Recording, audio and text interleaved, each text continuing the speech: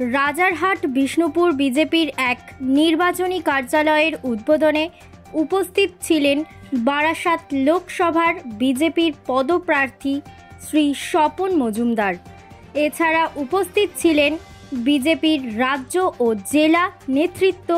এই নির্বাচনী কার্যালয়ের উদ্বোধনের ভাষণ দিতে গিয়ে বিজেপির বারাসাত লোকসভার পদপ্রার্থী স্বপন মজুমদার কর্মীদের উদ্দেশ্যে বলেন, আমরা এই লোকসভায় 2 লক্ষেরও বেশি ভোটে জিতছি।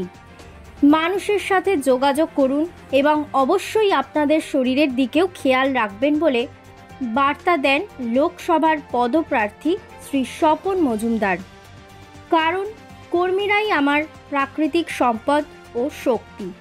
কর্মীদের যদি শরীর খারাপ হয়ে যায় তাহলে আমরা প্রচারে অনেকটাই পিছিয়ে পড়ব।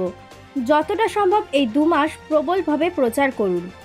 অনেক দাদা মস্তান আছে এই লোকসভা কেন্দ্রে, তারা কেউ এবার ভোট লোড করতে পারবে না, সেই ব্যবস্থাও আমরা করব। আপনারা ভরসা রাখুন, এবার বারাসাত লোকসভা বিজেপি জিতছে। Bureau report, news 1। কর্মীরা শৃঙ্খলা পরায়ণ কর্মী, তাদেরকে যেভাবে বিগত এই 10-15 বছর ধরে তৃণমূলের হারমাত বাহিনীরা অন্যায় অত্যাচার করছে, মিথ্যা মামলা দিচ্ছে, তাদের বিভিন্নভাবে মারা হয়েছে।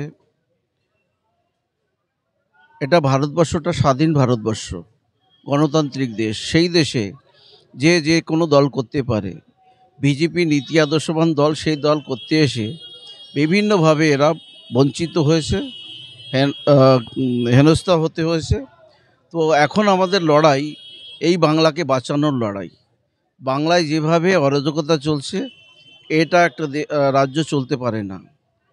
বাংলায় ভারতবর্ষ স্বাধীন হওয়ার পরে সবথেকে এগিয়ে থাকা রাজ্য ভারতবর্ষের মধ্যে পশ্চিমবঙ্গ ছিল শিল্প, কলকারখানা এবং অর্থনীতিতে।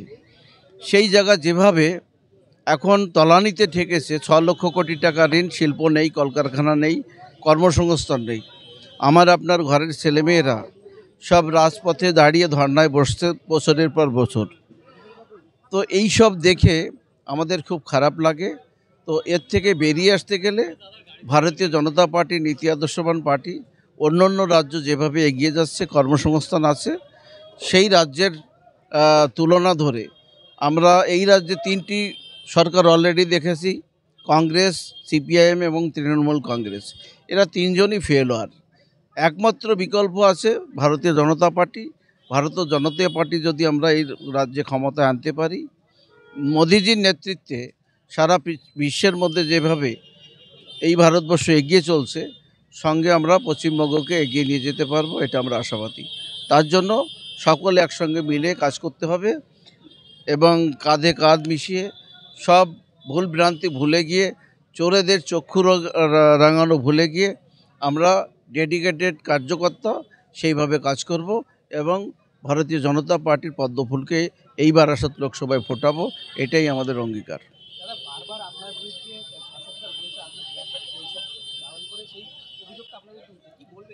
দেখুন, তাদের প্রচার করার মতন কোনো ইস্যুই নেই। কি প্রচার করবে? 15 বছর ধরেই শিলান্যাস আর মিথ্যা প্রতিশ্রুতি দিয়েছে, আর লোকেরটা মেরে খেয়েছে, পাবলিকেরটা মেরে খেয়েছে। বলবেটা কি? মানুষের সামনে যদি এখন বলতে যায় এই মূর্খগুলো, তাহলে জুতো পেটা খাবে।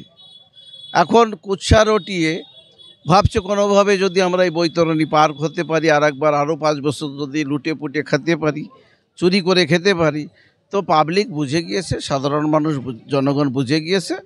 আর যেখানে মহামান্য আদালত বলছে আমি নির্দোষ, সেখানে যারা বলছে তারা কোথাকার হনু, তাদের নিজস্ব কোনো সেন্স আছে? মাথায় গণ্ডগোল আছে তাদের। আমি মনে করি চিকিৎসার প্রয়োজন আছে তাদের।